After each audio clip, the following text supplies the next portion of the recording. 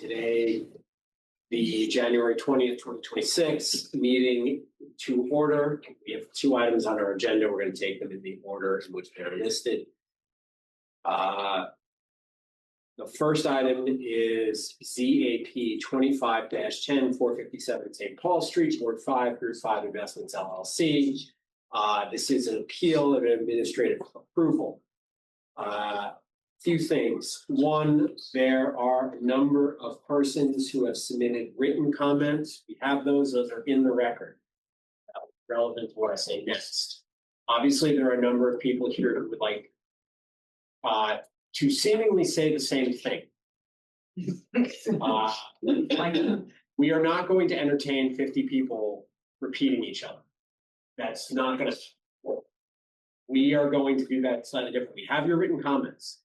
I want to make sure all of you who are here have signed in and are identified in the record. So obviously there's somebody who's filed an appeal.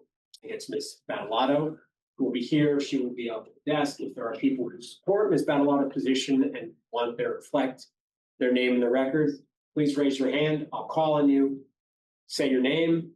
Say you support the position. And if you've submitted written comments, say you've submitted written comments on that one. That way we don't have 2 hours of this all saying the same thing. Spare us and you. Fair? Fair. All right. Wasn't a question.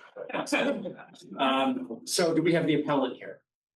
All right, before I do that, do all those people who want to speak or who have submitted written comments to be identified, please raise your right hand. You swear the testimony you're about to give is true and correct under the pains and penalties of perjury? Yes. I do? Yes. All right. Mr. Chair, I'd like just to say that I know quite a few of the people that are on the list of people that submitted testimony, friends, neighbors, but I do not think that's going to affect my way. Small town appreciate that. I have. I'm sure we all. Yeah. Mr. I don't have them for everybody. Is there a way we, the people here, can see what the written comments were? So They are online. oh, there's a way online? I will send an email to everybody with these documents that I'm handing out. Thank you. All right. We do have all of these.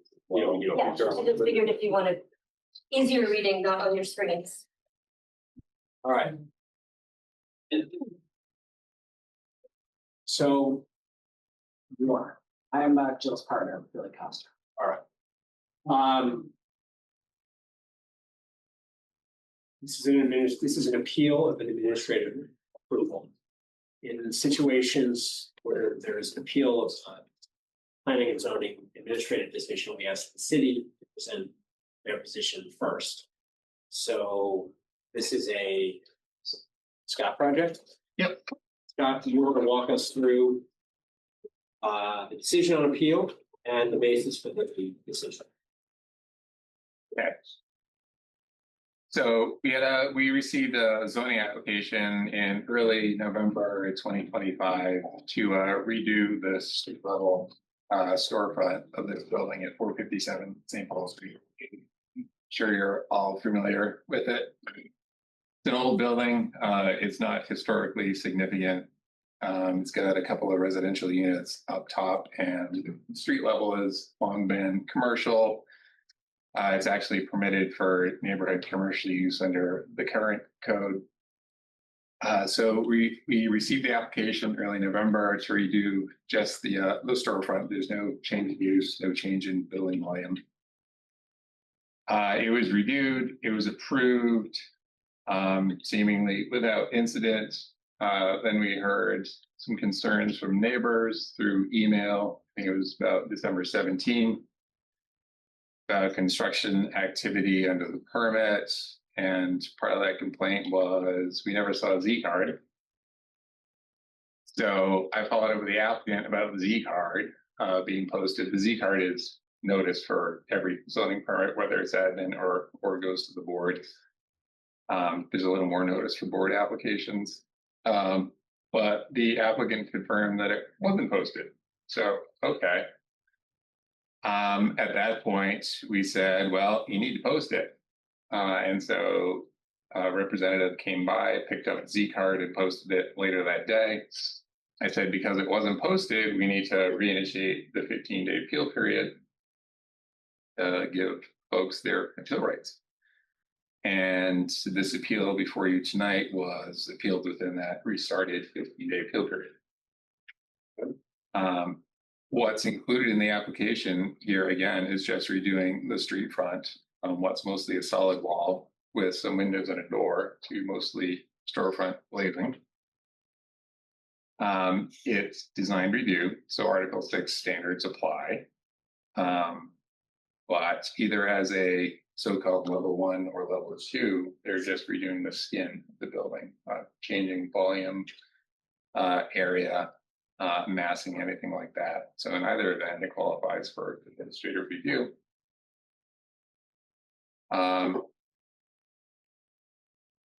Applicable standards for commercial spaces in particular, and I pointed this out in the staff report, actually calls for enabling visual access into commercial spaces at the street level, and it seems to be pretty consistent with that. The appeal notes a few things relative to design review and lighting. There's no exterior lighting in this application. Understood that there's illumination inside the store, but for better or worse, the zoning code doesn't regulate that. It's only outdoor fixtures. I think that's enough of the high points in summary, unless there are questions from the board. I have a question, Scott. So the administrative is 6 point. 3.2.7 allows administrative review and authority, right? Yes. Calls out all COA, certificate of appropriateness, otherwise known as design review level 1. And then a little bit further down, it calls out administrative authority for level 2. This was, was this the provision we actually updated a couple of years ago to provide greater administrative authority for COA ones? Remember we went through that? No, that's always been in the CDO. There's provision in your bylaw so you can allow for more liberal administrative review for mixed use PUD, aka Cambrian Rise. Okay. Questions for Scott from the board? I have a question. Yeah. Did anyone from staff confirm that the Z card was placed? Confirmed it was placed the second time around. You repeat the question, I didn't hear it. The question was, did anyone from the Burlington zoning staff confirm that the zoning card has been or was placed on the property? And the answer was yes.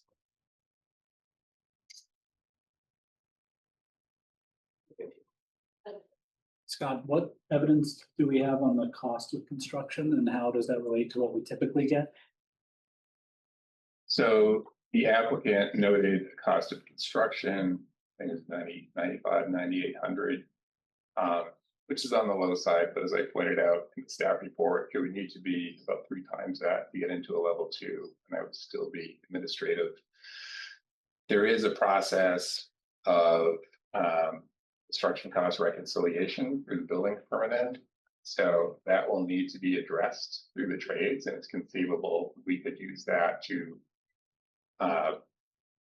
fix, I guess, for lack of a better word, the fee associated with the permit record, if that ends up being the case. But anywhere between what they've cited up to 21 or up to 28,000 doesn't make any difference. But if it turns out to be 50,000, I think they would have to pay a bigger application fee. Is a COA level 2 also administrative approval authority? Well, let me back up a little bit. So for others asking, what I had said, through the building permit process, and this work requires a building permit and a zoning permit, there's a reconciliation of fee stage at the end of the project. So we verify what it actually cost. So it's conceivable that the zoning record would be changed to reflect what it actually cost in the end. there would be no implication for zoning until or unless the actual cost surpasses $28,000. And if it did, it would result in a higher application fee. And what was the question? COA 2, does that also allow administrative approval? Yes. Yeah, that same section you pointed out, 327 or whatever, a little bit further down, it calls out level 2 that's eligible for admin, and it's basically reskinning buildings. Let me ask you a question. You typically ask it of us. We don't engage in a dialogue back and forth with particular witnesses that gets unruly. Okay. I'll take some, yes. I just want to know, did you receive any other applications or is it just a single one? Can you state your name? For the record? Janet Stambolian. I live on Beach Street. Question is, were there other applications for this property? Yeah, For this property? This was the only zoning application. Who made the determination that this was not a historically significant property? I mean, I live right around the corner. I think it's very historic. Can you state your name? Robin Skank, 118 Howard Street. So the historic significance is determined by looking at the Vermont Historic Register and the Federal Historic Register. And this building is included in the Vermont survey and was found to be non-contributing because of its heavy alterations. So in other words, it's old, but it's not historically significant. It is to us. Let's not, we appreciate that you may feel that way, but we have a standard, and that's the answer to the question. Yes, ma'am. Andrea Gray, Howard Street. This is kind of interesting that if you're under the $10,000, it doesn't kick into further review. 28,000. 28,000. Okay, so let's say the thing is all done. It's a done deal, but then you find out it's cost $52,000, but it's already done. So then what happens? As I mentioned a few minutes ago on the building permit side, so you need zoning and building to do this. At the end of the project, there's a reconciliation of fees stage. So It's about the fees, but it's about the work that has been done that may or may not be good work. So let me clarify this for you. So what we're talking about is there's two levels of review. One that is under 28,000, which has administrative approval. The second one that's over 28,000 would still have administrative approval. So it would go through the same process it already did. The difference would be the fees. We're gonna challenge that. Okay. I don't know. Take a few more, yeah. Julie Kipp, I live on Charlotte Street, and I'm just wondering if part of the conversation about renovations involves parking. Because everybody knows that No, it doesn't. I don't know how there'll be a convenience store with It no doesn't involve, parking. it doesn't involve parking. Will This is- they we are have only- permission to We are make this a only parking lot? going to talk about the changes to the fenestration up front. I This just is want. not a change in use. This is not a site plan change. Well, if we're not talking about parking, I would think. I just wonder if the front of the building will be a parking lot, if that's part of the renovation possibility. There's no on the plan. There's no proposed changes to any parking. It's not within our scope of review tonight. I want to give Jill time to present, so, Okay. and then is the applicant here, Scott? Yes. All right, make sure you give you an opportunity to respond. What we're gonna do is we're gonna take all the comments and we'll give you an opportunity to respond when all the comments are made. Yes. My name is Jill Battalato. I live at 428 South Winooski Avenue, directly across the street from 457 St. Paul. I'm here tonight representing 193 neighbors who signed on to the appeal to the proposed changes at 457 St. Paul. Our neighborhood is a gateway to the south end and one of only a few main entrances to our Queen City. We are the high and the by to Burlington.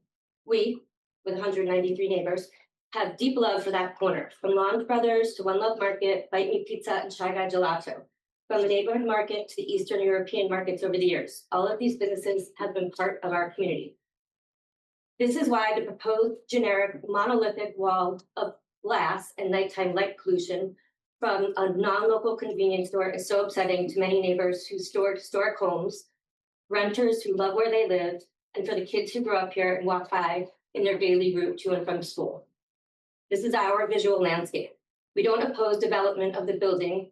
We do not want the equivalent of a Cumberland Farms, you could just see across the street, as a backdrop of our daily lives, coming home from work, from travel, from baseball games, or going on quiet evening walks with newborns and pups.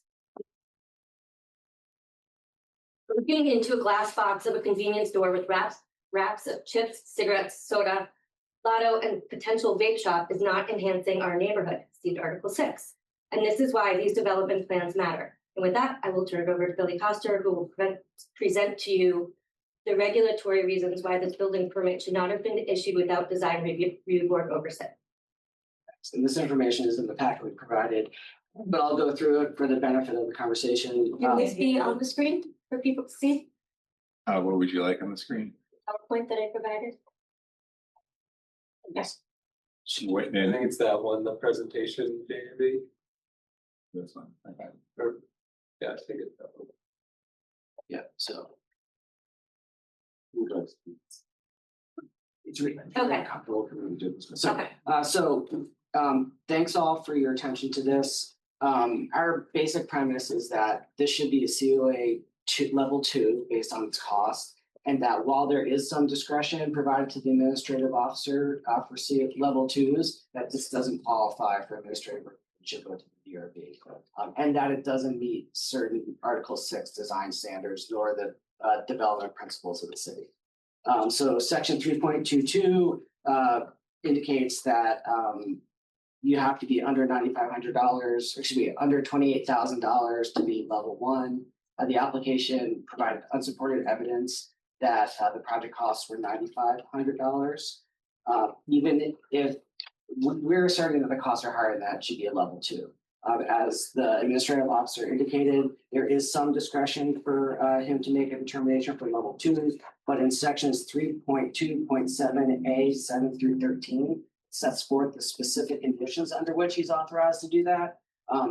He characterizes this as a reskinning. That section talks about replacement of windows and siding. This is a full rebuild of the commercial ground floor. It's a dramatic change that we argue doesn't qualify for administrative review and needs full review by the DRB. As you'll see in the packet, the only evidence we saw in the zoning application that it qualified for level 1 was this quote from Portland Glass. For 10 4x8 glass panels and a glass storefront bay doors. That quote excludes any costs associated with demolition, structural panels, wiring, structural support, locking, and other necessary construction-related costs associated with facade replacement.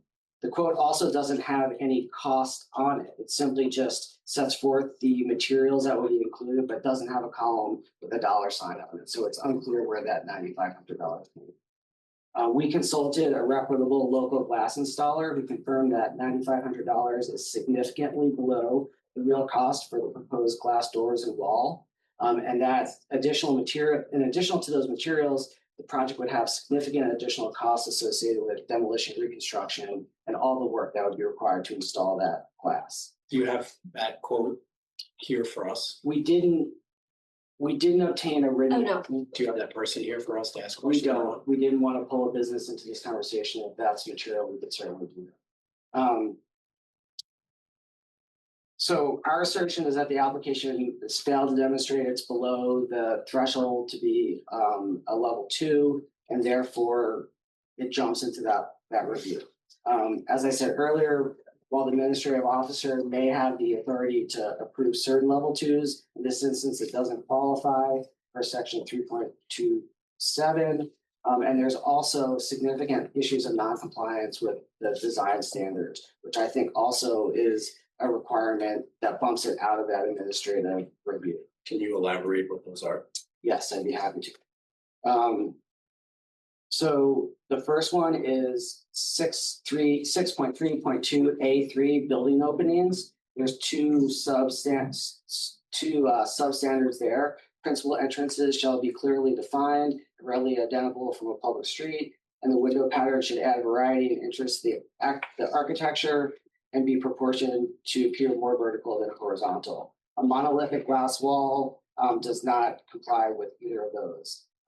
Additionally, 6.3.2.d, provide an active and inviting street edge, says building facade shall be varied along the street edge by the integration of architectural features, building materials, or physical step backs of the facade along its length. It goes on to say large expansions of undifferentiated building walls shall be avoided. So those are two strong shalls that this project as proposed clearly does not meet. The third one that is potentially relevant is 6.3.2G, make advertising features complementary to the site. There was no information included in the zoning application that we're aware of that addresses signage, either exterior signage or window signage, which is typical in convenience stores. There's concern that given the full glass facade, that significant light will spill into the surrounding neighborhood, that there will be signage and other things that run afoul of this standard and also create light pollution. There's also no information provided around the hours of operation or how late the business will be open. And for context, the only other commercial business in the area is a barber shop that's kitty cornered to it, and that business is not open late into the evening. You'll see on the next page, there's a current photo of what's likely the existing facade and fenestration patterns with one of the 10 4x8 glass panels installed. It's got Tyvek behind it, but you can already get a sense of the change in light emanating from the building once that whole wall becomes glass. As the administrative officer cited, he is relying on design standard 6.3.2D, provide an active and inviting street edge, which refers to non-residential buildings should provide visual access into the interior of the building, et cetera, through the use of large transparent windows and or window displays. We don't argue that that is something that is preferential and appropriate for a commercial building, but I want to point out that this standard has a should rather than the shells that preceded it, and that this one standard doesn't overcome the project's other design deficiencies. Primarily because the full glass facade is excessive and it's unnecessary to meet the standard, and it's inconsistent with the character of the neighborhood. Additionally, there's abundant examples of other similar businesses in the same zoning district that provide this necessary visual access into the interior with much less glass and a varied street edge. And we provided pictures of all the nearby convenience stores, as well as the barber shop that is across Howard Street from this location, all of which have some level of glass that provide visual into the interior, but certainly are not comprised of 100% monolithic glass facade. So this can be accomplished with a design that's different than what is being proposed. So we just established that the project fails to meet several of the city's design standards, or at best creates conflict between those individual standards. Section 6.0.1 states greater discretion on the part of the DRB is required when these conflicts arise. So that's another reason why administrative approval is not appropriate in this instance. In exercising that discretion, that same section goes on to direct that the city's development principles serve as the highest order of importance in decision-making. I'm sorry. What was the citation for that? 6.0.1. These are kind of the overarching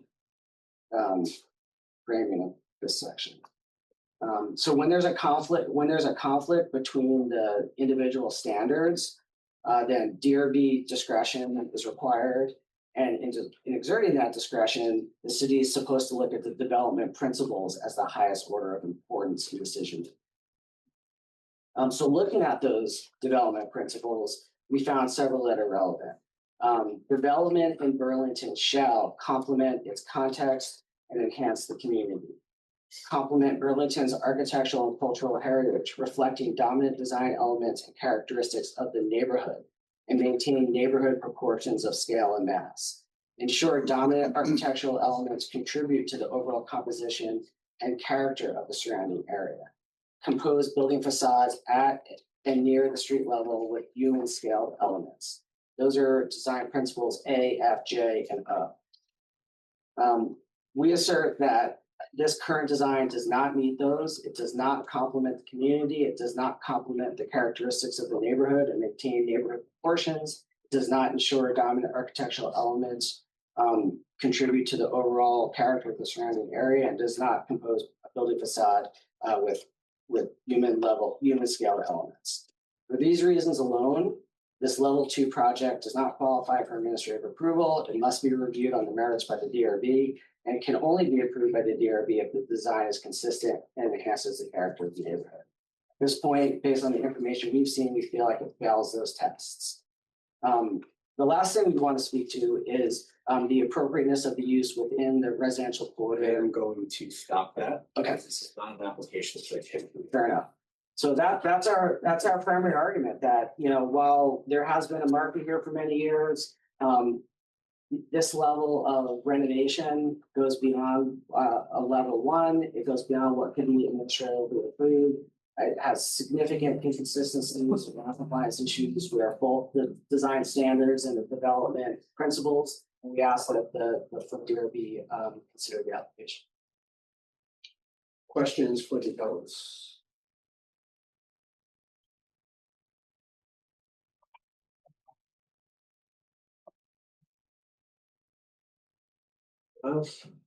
Yeah. Evan. Halen, Beth. John. Okay,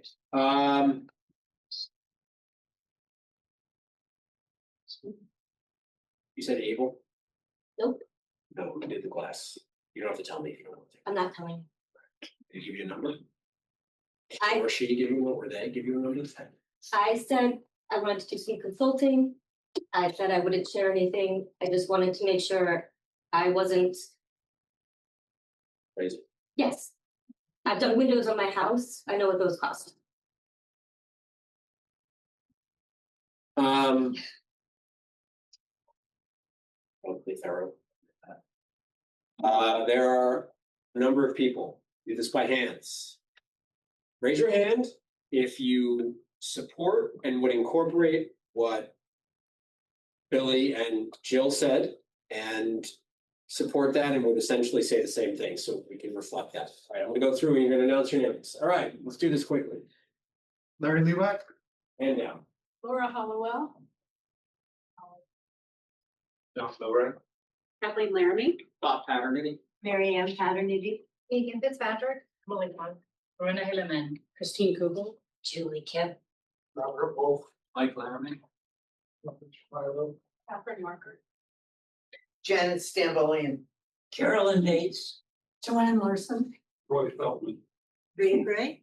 Lindsay Foster Mason. That's fine. Becky Herman. Allison Goss. Robin Skank. Lisa Di Natale. Erin Avell. Todd Ringel. Who's which? Todd Ringel. Down. Episode. Say it louder. Sarah Chinchar. Got it. James Vivian. Karen Goose.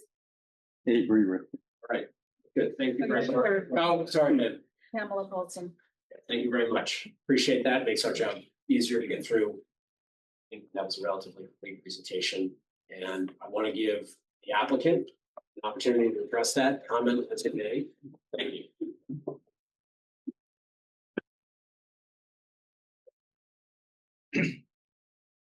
Who are you guys? I'm sorry, it takes it. Well, just, were you here when I had everyone raise their hand? Yes. All right. Tell us who you are. Tell us about the project.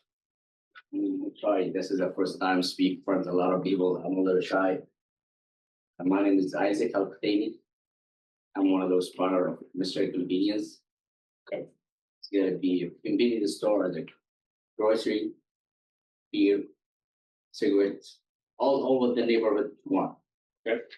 And I bring couple because I don't know how to. No, let me ask you a couple, let me see if I can ask you a couple of questions. So, in the application, there was a reference to $9,500 in cost for that glass wall.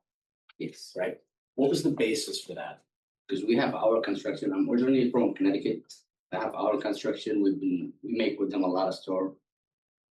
That's why we got the best price for that. Okay. Because I don't know if you know about Sunglass in Burlington. I call them. First time they give me 25,000. I call our construction. He come to give me that price for 95,000. Is that the installed price or is that the price just for the glass? Our construction guy, he has company for glass. He make them and he bring them from. So it's your price to install. Yes, only the demolition. Joe, he will take that demolition. Who's Joe? The owner. Joe, the owner. So he's gonna do the demolition himself? No, we have couple wall inside the store. We make all the demolition one time. I don't wanna worry about the inside construction, just the outside construction.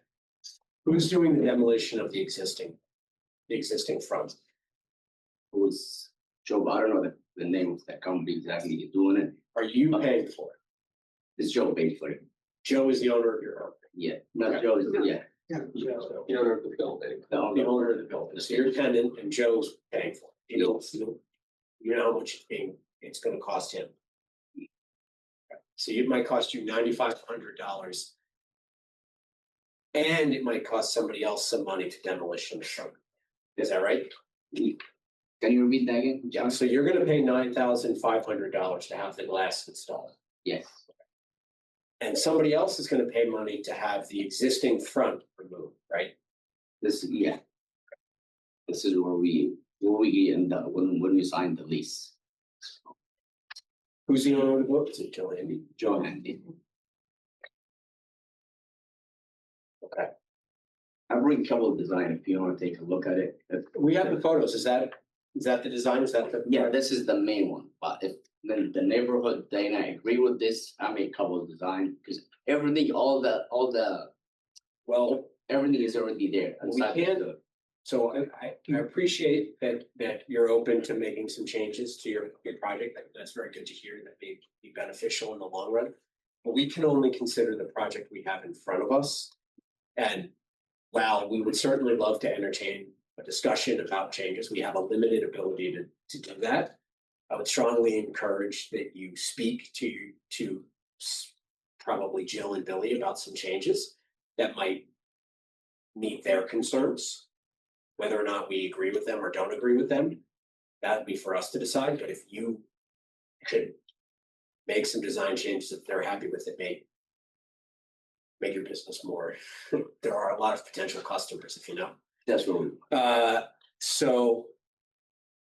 Okay. We ask questions of them. Let us ask a few first. Questions from DRV. Russ? No.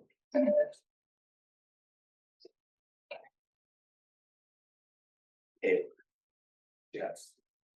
Do you want us to rule on the application that's in front of us as it's designed, or do you want additional time to propose something different? I mean, if it's this is the best design, it's gonna be in the store. If it's got approved from like the guys in the neighborhood, this is the best design. But if it's not got approved, I'll probably add to some change. But this is gonna be a best one to make the store look better, to make it the neighborhood, like when people look at it, they can see what we have inside, nothing covered from outside. When they look at it, they will see everything where we have inside us. So you're asking that to go forward on the application now, and you'll change it if you need to later. That's what I'm saying. And I don't want to change. But if you have to. But I have to, I don't want to change.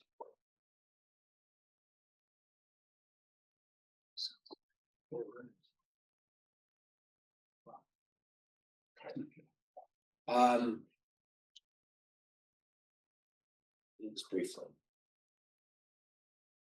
Politely, very politely. I'd like to know what questions the audience has for the DRB that we may inquire of the applicant. And you mean polite? Yeah. Shut that down very quickly if it changes. I've been in enough things to know that can change fast. 2 questions for the DRB. One is, could you ask the applicant what other projects they may have done in Vermont in a neighborhood setting such as this, number one. And number two, what's the thinking that they would have behind the necessity for an entire wall of windows? What's the design effect and purpose of 10 windows? Reframe that slightly for the Okay. context. Have you done other convenience store projects in Burlington that had like a full glass wall so that you can compare the costs? Or Vermont, or Vermont. Yeah, we done a couple of not in Burlington. Not in Canada, not in here. Yeah, we done Not in Connecticut. Vermont. Not in Vermont. And why, just so that we understand, do you think that's the best for your store's performance? It's gonna be clear, like I'm not gonna put anything at the window, it's gonna be clear. I'm gonna put shelves at the middle and some slide wall. People they can see from inside what I have inside the store. We could ask the applicant if they're willing to submit an itemized estimate with costs of the materials, transportation, installation with dollar figures. I hear you. I think that's something the DRB is going to deliberate. Carolyn. Since this is an old store, are you allowed to do anything with the inside or code inspection to be sure that that building is safe? I think that's a trades question. That's a building trades question. That's beyond our jurisdiction. So you can't. We can't, we don't evaluate structural integrity of changes in certain elements of our DRB process. It does come up, but it's not, it's a trades question, it's a structural trades question. I have a question about building costs. How does the DRB handle it when a building owner builds those costs into a lease so that he's not including them in his project costs? It's a good question. We might let you know at the end of our deliberations. Yes, could you ask the gentleman if there's a plan for parking, since it is an issue on that corner? We're not going to go down parking. Can you ask the gentleman about how deliveries will be made to the store without parking? We are We'll not, talk beyond it. it's not a change in use. We're going to limit ourselves to the very scope we have, which is the glass wall. Those may be good questions. Those may be questions on use. Those may be questions on compliance. I'm not saying they're not a relevant question in a certain project, but they're not before us tonight. Who will get it? Who will be the entity that will ask those questions of? Depends on what the future applications entail and require. How is this not a change in use, given that the prior usage of that corner spot was an ice cream store and then a pizza store before it, which both encourage public? There's no application for a use. There may be a convenience store there, there may not be. There was previously a convenience store there before. I partially bought beer there before. So I do know that there was, and right now, no actual use is proposed. Structural changes are only proposed. Can you ask the applicant why they chose not to use the code when incorporating the business or filing for the business for convenience store, why they used a general use code? I'm not going to ask that. There are very good reasons why people file under general use codes on their LLC operations. That comes up all the time. Typically, businesses are incorporated for end use. Can you ask the applicant about hours and when the lights are actually going to be on, if part of the concern is about light pollution? Last, I'm not sure it's relevant to our review tonight. Do you have a sense of what the hours would be? It's gonna be from morning to maximum gonna be to 12 or 10. It depends how the business is gonna be. I can't say an hour to. Okay. All right. Questions for the DRB, from the DRB? Network, any questions from all of them?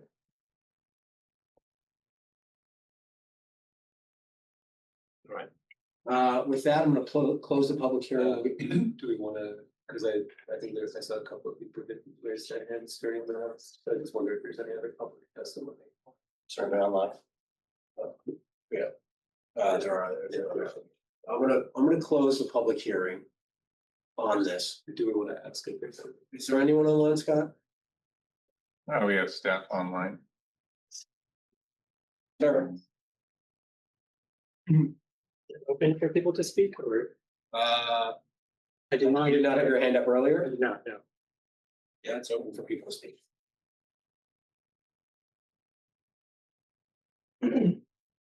You. My name is Jack Tiano. I live on St. Paul Street, a block north of this project. Renter. I wanted to say that I think it's totally reasonable that the project be held accountable to posting a Z card and keeping construction within legal noise ordinance hours, but that the backlash to the aesthetic design, entitlement from neighbors who wish to govern the use and aesthetics of the private building is deeply frustrating to me. I agree with the staff report and recommendation to uphold the original zoning permit. Beyond that, I think that this kind of emotional obstruction is what keeps our community stagnant. It feels to me like too many of my neighbors spend too much of their time looking for things to say no to instead of things they can say yes to. In the summer of 2024, I and some other neighbors at the Ward 5 NPA spent an entire summer trying to build neighborhood support for a community center as part of the development plans in the South End Innovation District. We did a ton of research, had meetings to get the developer interested, and then tried to build a bigger team of neighbors to take on what would have been a big multi-year project. We didn't find anyone willing to step up to join us, and the initiative died. My point is this: saying no to the future we don't want does nothing to bring about a future we do want. It is easy to say no for an appeal that misconstrues the intention of the zoning code to get a bunch of neighbors on Front Porch Forum fired up enough to type their name waiting for it. But it is a lot harder to get your community to pitch in time and money to build something new that the neighborhood needs. The best case scenario here would have been if the community had come together a few years ago and bought this building when it was for sale and made it into something they wanted to see, instead of just believing that they have the authority to dictate their wants to someone else who is doing all of the heavy lifting. However, when I put out feelers for exactly this kind of group at our most recent November NPA meeting 2 months ago, I got exactly one other person who was interested in this idea. Still, I hope that even a fraction of the residents who signed on to this appeal would be willing to consider putting time and effort into starting a neighborhood development group when this appeal is discarded. No does not build. All right. All right, next item on our agenda, we'll deliberate on this. That is the we don't. Thank you.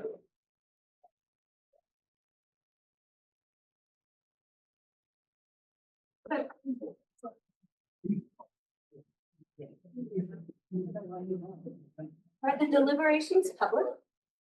They are, you can't speak. You deliberate tonight? So should we stay or watch online? Okay. So we will have a decision. We have 18.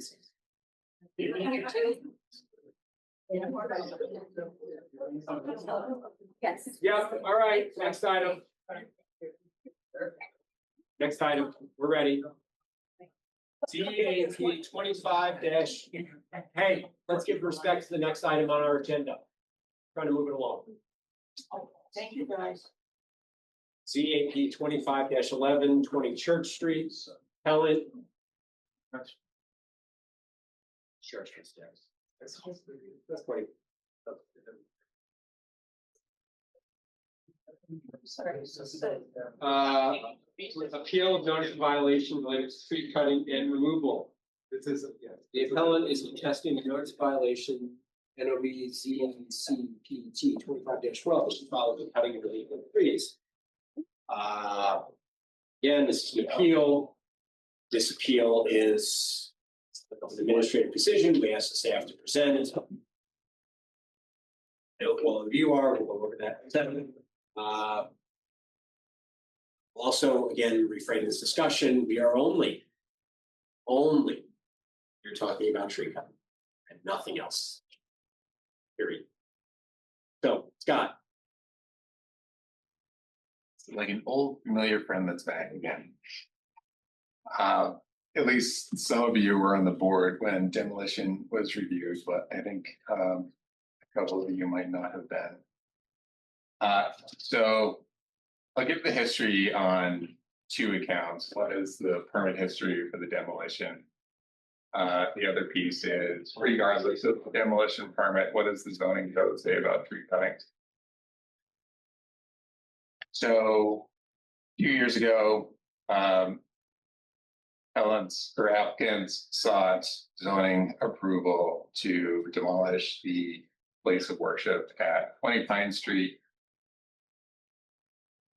As a place of worship, it's subject to zoning limitations under state statute. It's not an exemption, it's a limitation.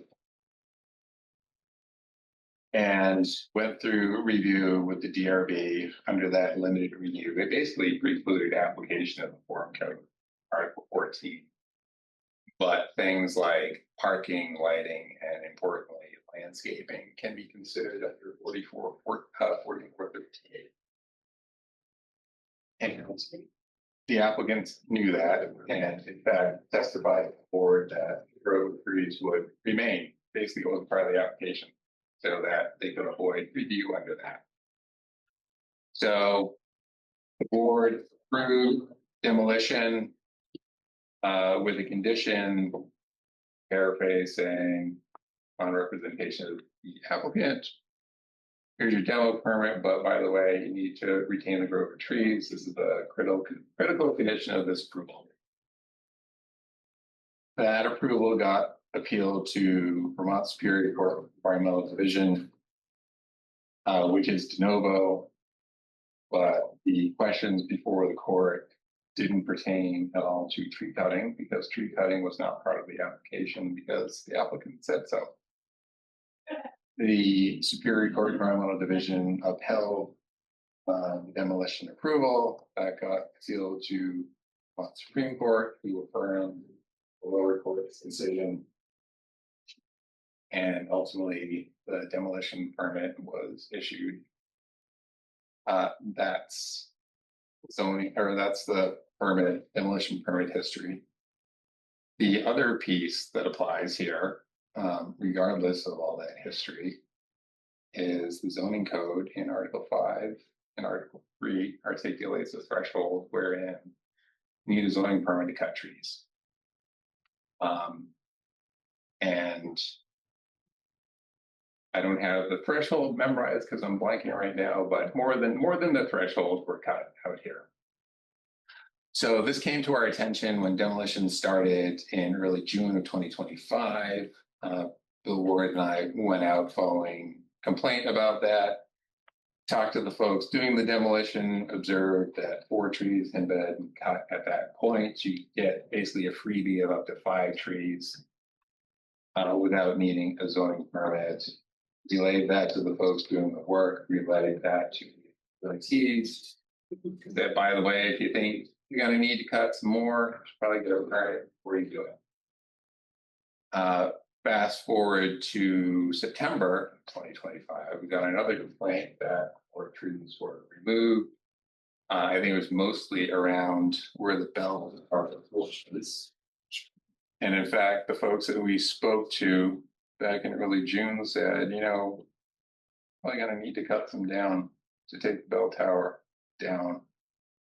And again, our advice at that point back in June was you should probably seek a permit to do it before you do it. For the southeast corner, basically where the bell tower was. Trees were cut more than 5, more than the threshold. Trees were cut despite the DRB's approval that was affirmed by the courts. And we issued a notice of violation because of it. And so that notice of violation is under appeal before you tonight. So I just want to be clear. Condition 2 of our approval said, upon the representation of the applicant, the grove of trees shall remain after the demolition. Yep. That grove of trees does not remain after the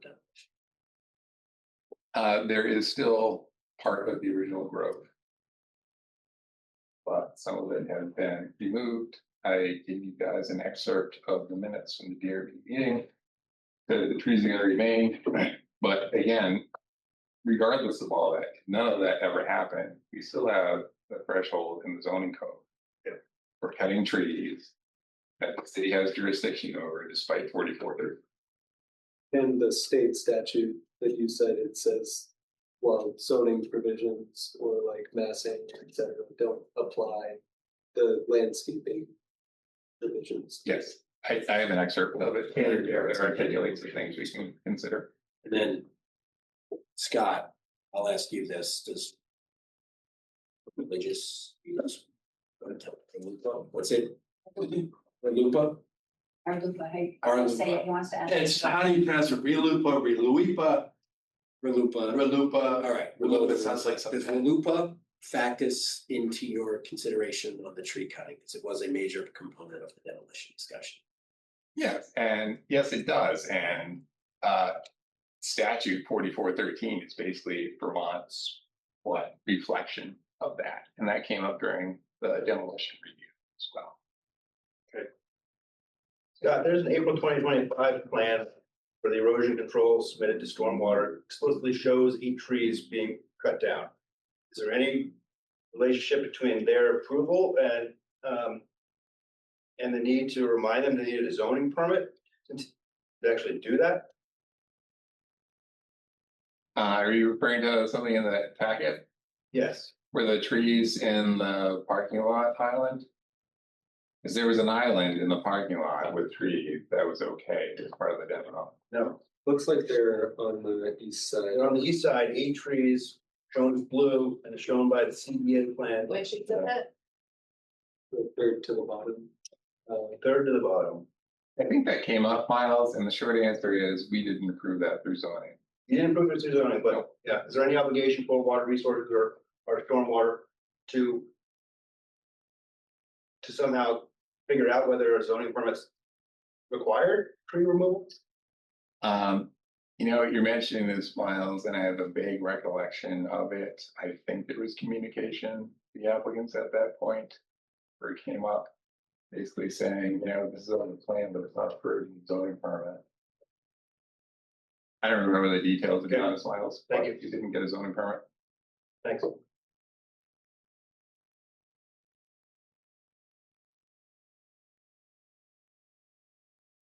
right. You were the appellant? Yes. You heard the staff's presentation? Yes.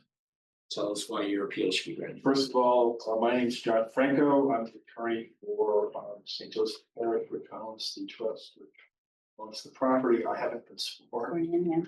Oh, yeah. We haven't been sworn. Yeah, that's right. I didn't swear you. So anybody who wants to be heard on this application for 20 Pine Street, please raise your right hand. You swear the testimony you're about to give is true and correct under the pains and penalties of perjury. You do. Thank you for reminding me of that, John. All right. Okay. Sorry. The issue in this case is much broader than simply 4413. It goes to a doctrine of the U.S. Supreme Court under the Interference and Establishment Clauses of the First Amendment, which is called the Church Autonomy Doctrine, alternatively called the Ecclesiastic Abstention Doctrine. And what it says is that the First Amendment prohibits government from becoming involved in ecclesiastic decisions of a church or a religious organization. And specifically, the case law of the U.S. Supreme Court deals with the disposition of property such as a church building. 4413A1C is. I have to push back on. To challenge the discussion.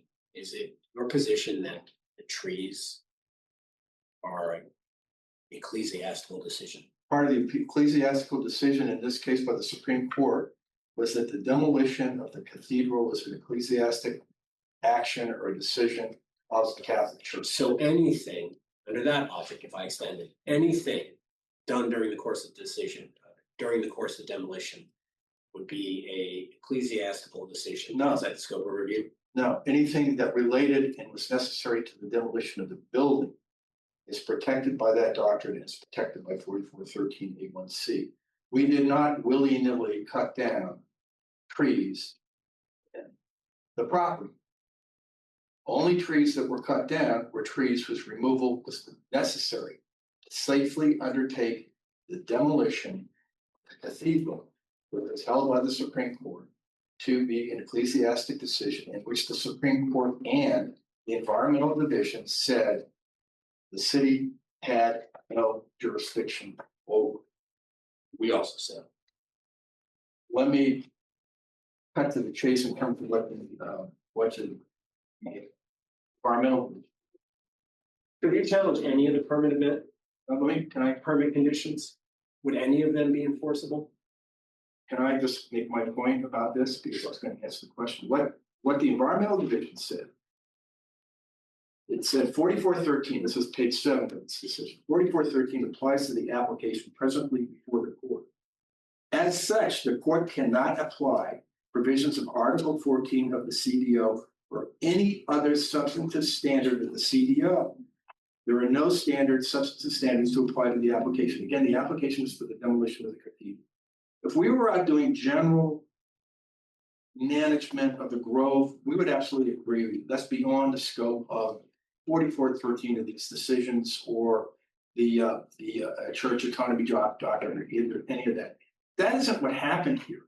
We were very careful with the developer. We said, you have to be strictly limit any removal of your trees to what is absolutely necessary to safely undertake the demolition of the property and nothing more. That's what we did. That's within the scope of the Supreme Court's order. That's within the scope of the Environmental Division's order. With all due respect, the city doesn't have jurisdiction over that. If we went beyond that, we would agree with you. We're out of bounds, but we're within bounds here. And the other thing that has happened here with planning staff, they haven't actually done an investigation to tell you what trees were actually removed and under what circumstances. I can do that for you right now if you'd like me to do that, please. If you could put up 8, the site plan. Our exhibit number 8. I don't know how you characterize this. Stormwater site plan? Yeah. Okay. You know, I've got it. This is, again, was not prepared as part of the zoning application. This was prepared as pursuant to the stormwater application. We're losing what I need to point to here. Okay, up a little bit, up. Okay. This is the removal here was what was anticipated, but this isn't what actually happened. What actually happened was the removal of 4 trees immediately to the north, and I believe 8 trees to the south. Here, and these 4. They were able to retain these 4 trees because apparently the way they attacked the demolition of the building. And the other removal was in the southeast corner. My count is there actually were 5 trees that were removed. And the reason I say my count is the way I derived this is to take the site plan and actually go out and walk around and see how many trees are left. You know, I mean, I believe the 5 in the southeast corner taken down. I believe, and the stumps are, by the way, the stumps are there and there's one that's actually outside the fence line, but it's on the property. So it's 1, 2, 3, 4, 5. So by my reckoning, there were 17 trees that were removed. What were the 5 in the corner taken down for? The bell tower. They had to remove all the sidewalk too and the bell tower. The bell tower. They had to remove. And the sidewalk. So keep in mind, one part of what our proposal was removed. We removed all the impervious surfaces. We removed the impervious walkways. These impervious surfaces were removed and replaced and seeded over and grassed over. So that was the scope of the tree removal was strictly necessitated by the safe demolition of the property. And part of what happened here is part of why they had to remove, I believe, some of these here on the north was that during the course of the demolition, there was a substantial change order because there was some buried asbestos, what was it, insulation? Yes. On the insulation on the outside of the basement wall. The basement was 14 feet tall.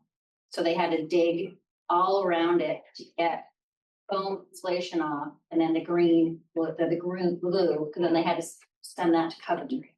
So they had to dig around it to get to the basement. And again, they apparently were able to not have to remove these 4 trees here, but this one, this 1, 2, 3, 1, 2, 3, 4, 5, 6, 7, 8, 4, 12, and 5 is 7. I believe that's what occurred. All related to the demolition. No going outside the bounds of this thing. And that is within the scope of what the Supreme Court said. It's within the scope of the demolition. It's within the scope of the ecclesiastic process of deconsecration of this church by demolition.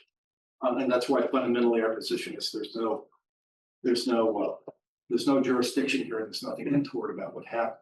The other problem with the staff's argument is that they said, well, we knew there were 14 trees that were removed and we weren't there were more. First of all, that's not factually accurate. The staff knew from the beginning that there was likely going to be a number of trees that are going to be removed. This indicated by this review was submitted to the city in April of 2025. The work started right after, I believe, it was right after Memorial Day in May of 2025. Meg was in. Meg, introduce yourself. Meg McGovern, Donahue and Associates. I'm the realtor representing the parish. She was in constant communication with zoning or permitting inspections that tree removal was going to be necessary in order to accommodate this demolition. Is that true? Yes, and if more trees needed. So I talked to Scott Guston and Bill Ward when they came down initially. They called me saying that we were removing trees. We introduced them to the demo team, building. Who's doing it? Who was doing it, and we didn't have them when we Who's first. doing the demo? So building. Associated building contractors. They're out of state, and we actually didn't have them at the time we were submitting the permit because it went out to bid. So when we hired them, we had a meeting on site. We actually had everyone there. We had the bishop bless the people there for the construction to make sure everyone is safe. They told us that they were really concerned about the trees that were next to the church. Some of them were leading up on them, that he had big, heavy equipment. And in order to get to the church and move it safely, he had to remove some trees. So we spoke to Bill and Scott about that. And then they said, if you have any other changes, please let us know. And so I went down and talked to zoning when we found out that there was a contamination. So it made a huge impact on cost. So we had to actually stop demolition, and then we had to kind of think about what we're going to do. And then he came, and so I shared that more trees are probably going to come down. They suggested that get a permit, and so we submitted that to our attorney. Now, the suggestion that we were okay with 4, but then we went to 5, it would require a permit review. Let's take a look at what the permit review would be. In the previous application, you had, I think you call it level of approval number 2. COA's 1 to 2. COA 2. That is a fairly involved process. It involves you have to have a base zoning permit, you have to comply with COA 1. You go through COA 2. It requires designs, it requires site plans, it requires engineers, it requires review possibly by staff, but even if it's not approved by staff, it goes to the DRB. And then particularly with the opposition by Preservation Burlington, we're then have been talking about a series of appeals to either to this board and then to the Environmental Division and then to the Supreme Court. It was an action to get another 3 years of delay of demolition of this cathedral, which had already gone through 5 years worth of delay, which the Supreme Court said was protected and was beyond the jurisdiction of the city. And so we have a good faith basis for our claim that there's no jurisdiction regarding the removal of these trees. But as they say in the infomercial, there's more. You look at exhibits number 9 and number 10. I was informed by some people that there was actually a tree removal application to the city about 11 or 12 years ago involving the property abutting St. Paul Street. Now, a little bit of history there. That's the bus CCTA terminal. Now it's Green Mountain Transfer, but at that time it was CCTA. They condemned 20 feet of the trust property that abutted St. Paul Street. The decision back at that time said it was 6 feet. That's not correct. There was actually a condemnation order by the Superior Court, 20 feet. 6 trees were removed. You can condemn church property. What? You can condemn church property. They what? You can condemn church property. I thought when I read that, I said that was the church. The church did not condemn. The church did not condemn it. The church did not. I didn't contest because they didn't contest. The interesting question. Anyway, moving on. Mm-hmm. The staff recommendation then, this is in, it was that same. We went to court on that. Yeah, that was for the condemnation. That wasn't for the. So I don't understand. Okay, we're getting a little off. Okay, but then is the argument that actually some of this isn't on church land? No, I'm going to get to it. The argument is that what happened was the property that was subject to the review in 2015 It was no longer church land. But it was still under 4413. It was just under the secular part, not the religious part. Okay.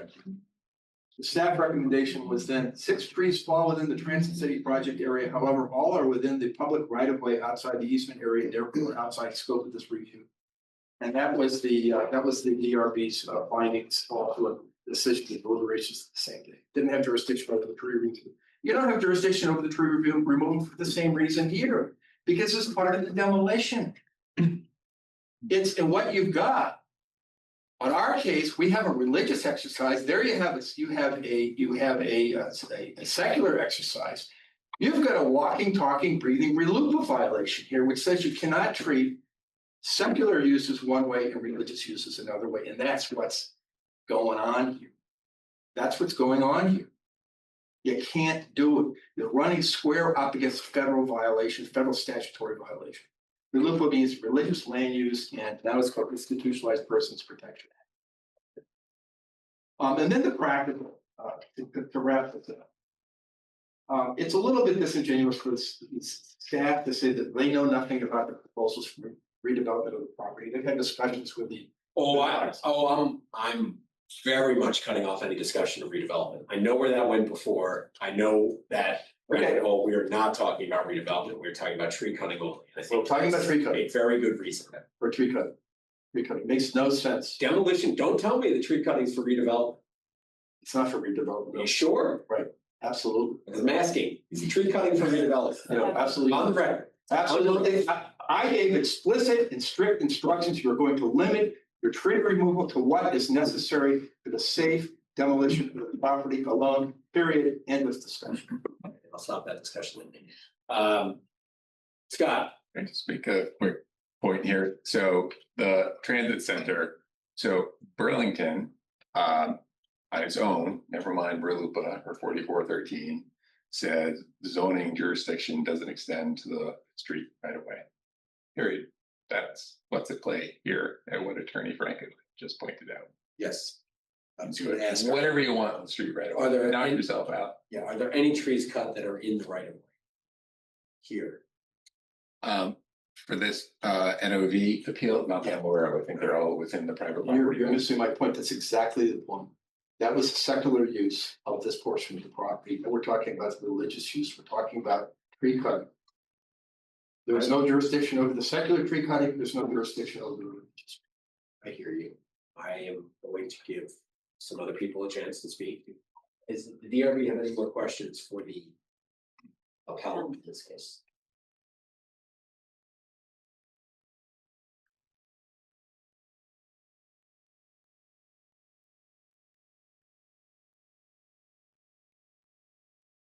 All right. Thank you. Spirited presentation. Interesting issues. I know there's some other people who want to speak on this. Frank, are you want to speak? Sir? No. Yes, very briefly. Give him the table.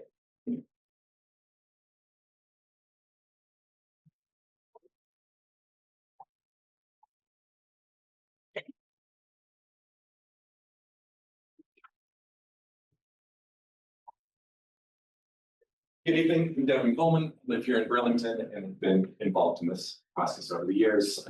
Not building Scott, we're over that. Okay, this is about, I think, upholding the critical permit conditions as stated in the permit for this project, that the trees, the landscape would not be removed. And I think it's worth pointing out that the applicant failed to take the most basic measures that any reasonable person would take in a construction project where they know they have to protect the landscape. Simple fences, wrapping trunks with 2x4s. This is basic introductory construction and demolition of protecting landscaping. They did none of those measures. So I find it a bit disingenuous for them to claim they approached this with the utmost care and caution. There was no concern about the landscaping throughout the demolition process. So I think that speaks a lot to the situation at hand, the removal 17 trees, more than I could anticipated. Full admission on the part of the applicant, they've done that work, and I'll just conclude saying I support the staff's review and application of the statutes, and I hope you will as well. Yeah. Thank you. Questions from Coleman? None? All right, we'll give Meg a chance. So, just, can you ask a question? Yeah. Can you ask a question about the storm? So we did a erosion stormwater permit. So we had to actually put up fencing all around the property, which was required and which I believe is shown on that. Just wanted to state that. Yep, okay. All right, noted that there's some level of fencing. DRB, need anything else? No, John, good? All right, I'm gonna close the public hearing on this. Thank you. All right, well, that brings us through both the items on our agenda, and we will return. Oh, yeah. The application. What got appealed was so there was an approval given, there was a demolition permit approved. There was a specific condition on it. What then got appealed by not the applicant, but a group of appellants was basically whether the section of the state statute could apply, the 4413, just regarding the demolition permit. Notably, there was no cross appeal by the applicants. There was no challenge to the conditions of approval by the applicants. So the scope before the court is the statement of questions and what's on appeal. Anyways, go through the process. The court affirms the issuance of the permit. That says there's no, the condition that there's no conditions that could be, well, I believe the actual language, they conclude that, the city's prohibited from applying the CDO to deny the permit to demolish the cathedral, which of course you didn't, you approved it with the conditions. Anyways, so in an unappealed permit condition has finality. And even if it was held that the permit condition was ultra vires, was issued or shouldn't have been issued, even if that was the case, there's the case of the city of South Burlington versus the Department of Corrections that the permit condition still applies. And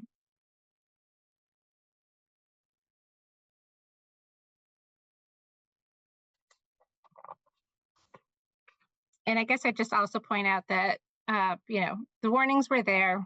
A permit could have been obtained, or even an extension of time until this matter, if there's going to be a new permit or something in the future. I mean, there could have been discussions, but there wasn't. And there was notice given, appropriate notice of the concerns. I think that's just all additionally I want to say. Remote.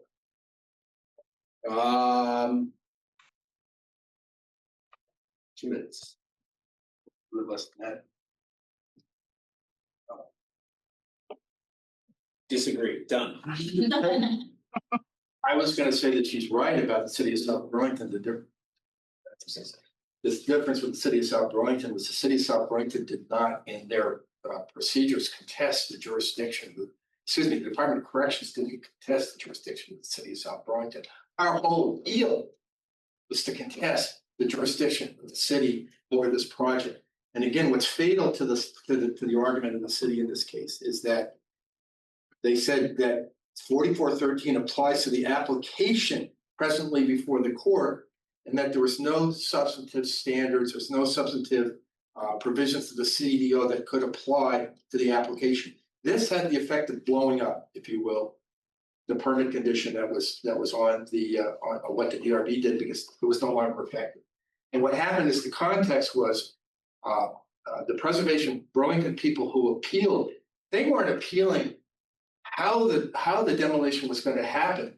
They were appealing that the demolition shouldn't be allowed at all, and that was the position taken by the city in that case, and that's actually articulated in paragraph 5 of the Supreme Court's own decision. Position of the city, both before the DRB and the Supreme Court, was that there was no jurisdiction. Paragraph 5 of the Supreme Court decision says the city of Burlington filed in its own memorandum agreeing that summary judgment should be granted to the trust because applying the review standards of Article 14 would violate 4413A1C by interfering with the intended functional use of the property. And then, as we pointed out again from the city's own memo, they were even more expansive with that in court. So they said, quote, to apply the CDO in any manner that restricts the demolition would interfere with the trust interest to deconsecrate the property in its decision on how it wants to use the cathedral overall. Again, that relates to the tree removal relates to the demolition. It's no different than removing the wiring, removing the asbestos, removing anything else. If we had gone beyond that, that would be a horse of a different color, but we're within the scope of what was ordered. What we're getting now a couple of years later is, oh, by the way, well, we respectfully really disagree. AJ, I can do it in less than 10 seconds. Okay. Tree cutting was not included in the application. All right, with that, I'll close public. Motion on CAP 25-10. Or yeah, 25-10, 457 St. Paul Street. I move that we reopen the hearing and limit it to 2 presentations. One by the appellant, one by the applicant. Costs of the project, including demolition of the existing exterior wall and labor and materials for replacement of the installation of the glass walls. Friendly amendment, can you add structural improvements that might be required? On the facade. That's almost certain. Yeah.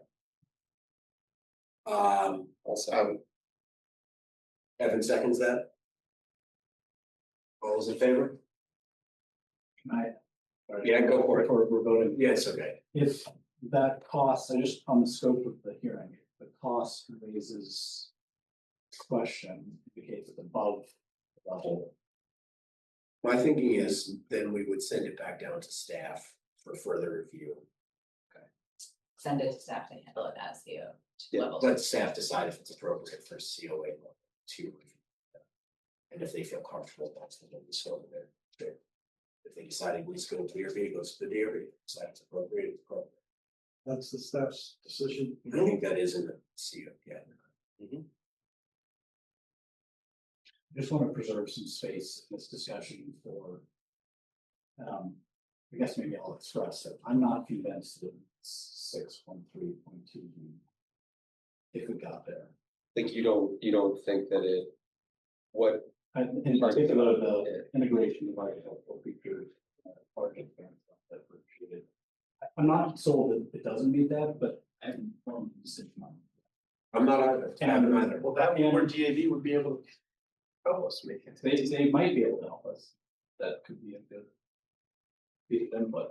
It also could be a good time for the applicant to say that they did one of those changes. Discussion with the voters come back with something that addresses those. DAV would probably look at a little more of an idea of the active inviting streetscape.